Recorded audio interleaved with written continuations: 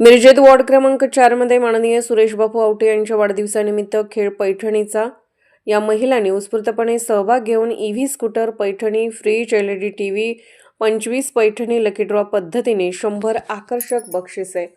कार्यसम्राट माननीय सुरेश बापू आवटे यांच्या वाढदिवसानिमित्त माननीय सुरेश बापू आवटे युवा मंच मिरज यांच्या वतीने सेलिब्रिटी अँकर तेजस्विनी शहा यांचा खेळ पैठणी कार्यक्रम 4 नंबर वॉर्डातील महिलांच्या अभूतपूर्व उत्साहात पार पडला.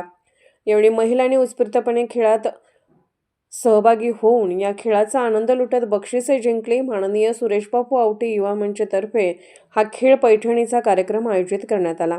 यावेळी EV scooter 1, Paithani 25, LED TV 32 इंची 1, फ्रीज 1 विजेते सौ योगिता बजरंग सुतार ईव्ही स्कूटर, सौ शुभांगी अवधूत पवार फ्रीज, सौ लक्ष्मी संजय मोरे 32 इंची टीव्ही वाटप करण्यात आले. यावेळी माजी पालकमंत्री आमदार सुरेशभाऊ खाडे, सुविद्य पत्नी सौ सुमनताई खाडे, जयश्रीताई पाटील, सुरेशबापू आवटे, संदीप आवटे, निरंजन आवटे, महेश पाटील, नितीन आवटे, सचिन जाधव, महादेव नलवडे, विवेक शेटे, सचिन पिसे, राकेश शिंदे यांच्यासह माजी नगरसेवक, सर्व समाजातील ज्येष्ठ नागरिक, डेव्हलपमेंट फोरम उपस्थित होते. शेकडोंच्या संख्येने महिलांनी खेळात सहभागी होऊन याचा आनंद लुटला. हा कार्यक्रम आयोजित करून स्त्री शक्तीचा सन्मान केल्याबद्दल माता भगिनींनी सुरेश बापू आवटे युवा मंचचे कौतुक व आयोजक सौ मीनाताई सुरेश आवटे, सौ प्रज्ञाताई निरंजन आवटे, सौ प्रियांकाताई संदीप आवटे यांनी केले.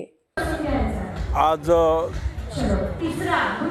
आमचे फॅमिली मेंबर असतील, आमचे ज्येष्ठ नेते सुरेश बापू आवटे यांच्या वाढदिवसानिमित्तानं खेळ पैठणीचा हा कार्यक्रम इथं आयोजित केलेला आहे. खूप सुंदर असा कार्यक्रम इथं आयोजित केला गेला आणि निश्चितच ह्या कार्यक्रमाच्यामुळं सक्षम महिला सगळ्या घराच्या बाहेर पडायला लागल्या आहेत आणि तो आनंद त्या घ्यायला लागले.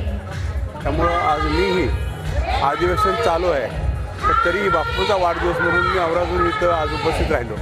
मलाही आनंद घेता आला त्या पद्धतीनं आणि ह्या पद्धतीनं बापूंनी आम्हाला सूचना केली की आम्हाला ताबडतोब आपणाला एक कार्यक्रम घ्यायचा आहे.